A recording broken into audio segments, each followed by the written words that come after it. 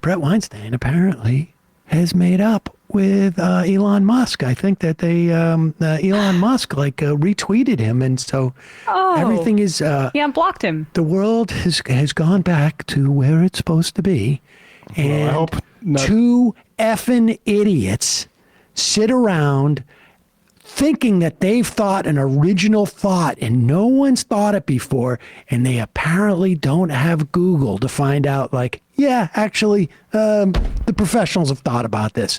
This is so fascinatingly stupid.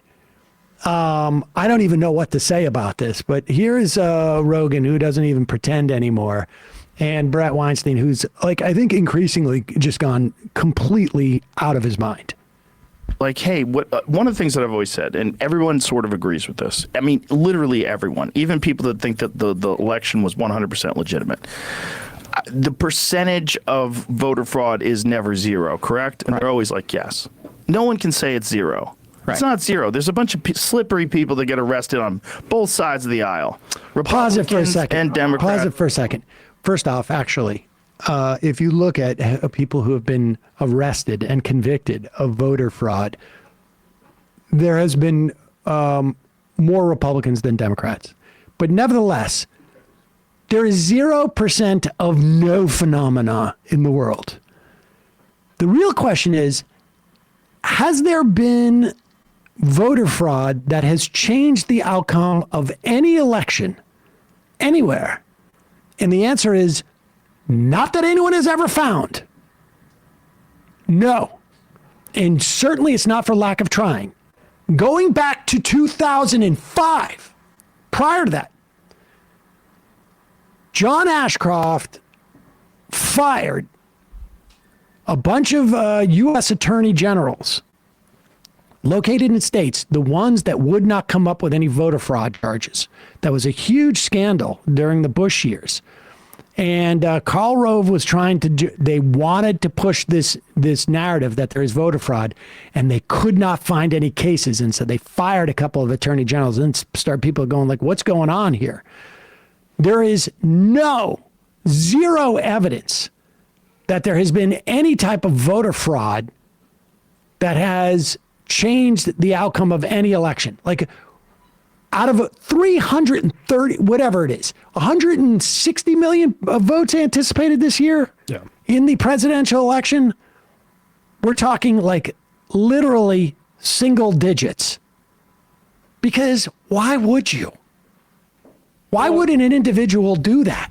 Yeah. But these guys have figured out something that no one's ever thought about before. Wait till you hear this. Correct? And they're always yes. No one can say it's zero. Right. It's not zero. There's a bunch of slippery people that get arrested on both sides of the aisle. Republicans and Democrats get arrested for election fraud. It's a real crime. The idea that they commit all these other acts of fraud and deception, but when it comes to elections, pause it. Brett, that's a sacred and pause it. Now he shifted. Voter fraud versus election fraud. They do. Now, voter fraud is when you vote illegally twice, or you take someone else's ballot. Election fraud is a much broader term, frankly, that can involve everything from what Jack and those two ding-dongs, I can't remember, have engaged in. Yeah, Bergman and Wall, or attempting to have wholesale fraud, or picking up ballots. Now that election fraud, still we don't have examples of that actually implicating any election. Yeah, but it involves, to the extent elections are under threat in this country, it's because of things like this, which aren't really had because of the underlying, we're actually afraid of the impact of illegal voting. It's to undermine votes in a court so that the election can be stolen, hypothetically. And Trump did this dozens of times, attempted this dozens of times in the wake of the 2020 election, thrown out of court every single time. So with that shift, now we're in the Trump area of these extremely false election claims that have already been adjudicated and were thrown out of court, yet we still have to do this same dance again with the supposedly independent podcaster. Also the disenfranchisement, so yeah, people in college towns. But wait a second. they're on to something. Wait till you hear what they've been thinking about that no one else has ever thought of.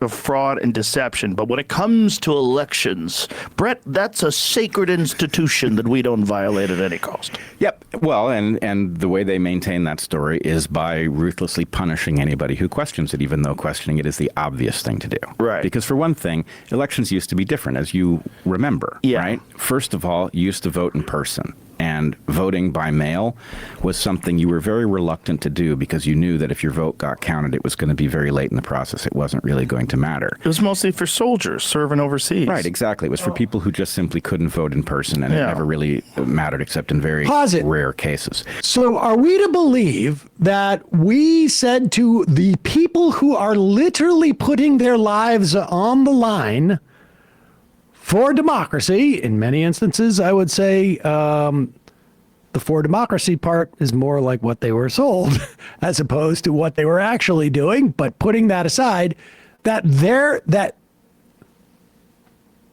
was somehow wrong.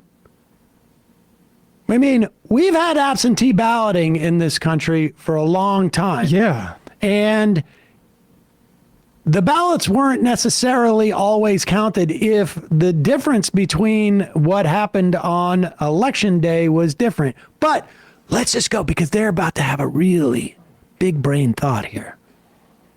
People who just simply couldn't vote in person, and it never really mattered except in very rare cases.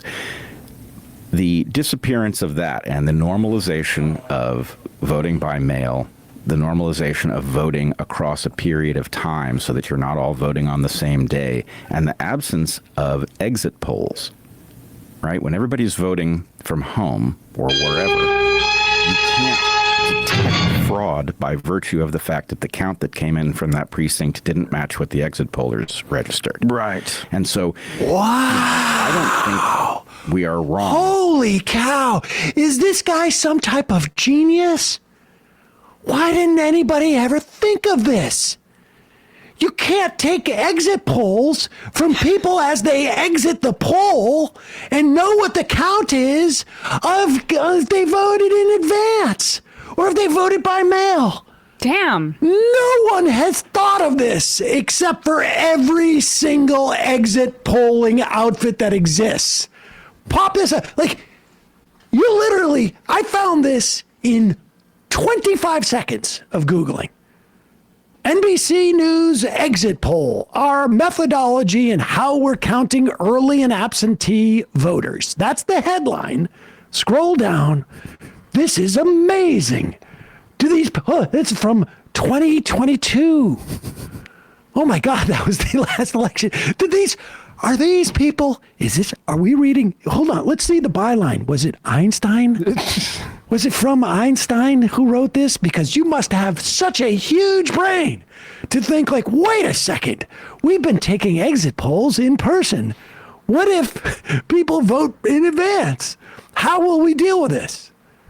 The NBC News exit poll was conducted with voters as they left polling places around the U.S. on election day. But wait a second, they haven't accounted for all the people who voted beforehand.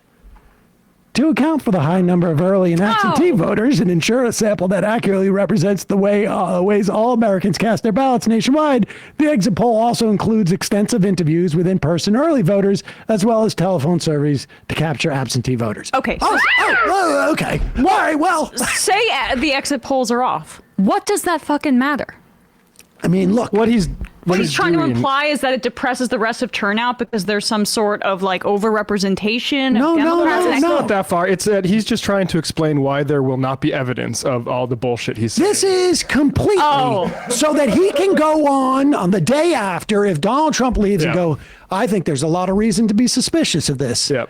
Because he is just laying the groundwork for election denial. That's it. Exactly. And Which is all this ever is. But I will also say, to be fair, I also think this guy is so stupid and so self-aggrandizing that he genuinely thinks that he had some type of profound, that he has analyzed this with his huge big brain. Yeah. And his analysis has said no one has accounted in the exit polling, and this is a problem, Joe.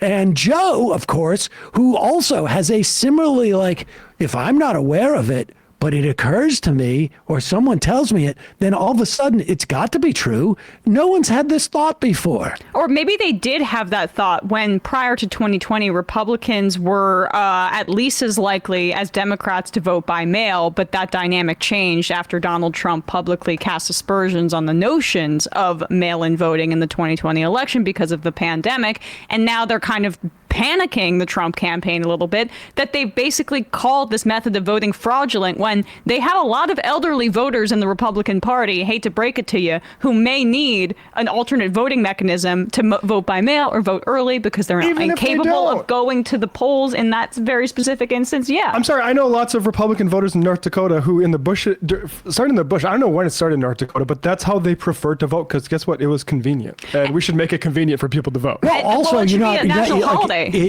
Also, you're not reliant on the fact that, like, hope it doesn't snow on Tuesday. Exactly. That's why North Dakota has it. Like, or if you're a hope it doesn't wage snow. worker, Yeah. or if you're somebody who can't get off work, that's who they're actually trying to target. Exactly. They don't, when they crack down on mail-in voting, they understand that there's a certain class of people that's more likely to vote Republican who has the financial and work-life flexibility to be able to go to the polls on the day that we've decided that we're not going to make a federal holiday because we don't actually prioritize democracy in this country. And these freaks exploit that tension. I mean, Ari Berman's also always pointed out like the long lines in like Ohio and stuff like that because they don't invest in the polling places. Or they purposely shut down polling sites that are in areas that have a higher propensity of Democratic voters. I mean, we've seen this, multiple times. We've seen Secretary of States, Republican Secretary of States, also the co-chair of the campaign in the state they're from. Like, for instance, the year 2000 in Florida. Catherine in Georgia, Harris. You can get arrested for passing out water in polling lines. But I am just genuinely impressed at the level of intellectual arrogance and sheer stupidity. They meet each other, and the intellectual arrogance always seems to win. Oh, yeah. No, Evergreen College dodged a bullet with this guy leaving for a media career. But the Dunning-Kruger effect is a cognitive bias that causes people to overestimate their own abilities or knowledge when they lack competence in a particular area. I would suggest that Brett Weinstein is the number one proponent or exponent of Dunning-Kruger. I would say we got Joe Rogan is Dunning. And Weinstein is Kruger. Yeah. And the best part about Rogan is he's smart enough to know that he can pretend like he doesn't think he's smart. That's why he's always like, I'm an idiot. I don't know why people listen to me. But if he genuinely thought he was an idiot, he'd do a little more work than he does. I mean, Sam, it would be irresponsible not to consider the fact that these two men in front of us are examples of the Dunning-Kruger effect in the year 2024. We would just have to consider Dunning and Kruger. That's the that should be the name of that podcast. I'm just glad Elon unblocked him so he had time to convey this important, thought to him. Thank God. Democracy saved. Thanks for the follow, Elon. Hey, folks, don't forget to hit the subscribe button and check out our daily show. We do it every day at 12 p.m. Eastern for about 2.5 hours. We even take phone calls. You should check that out.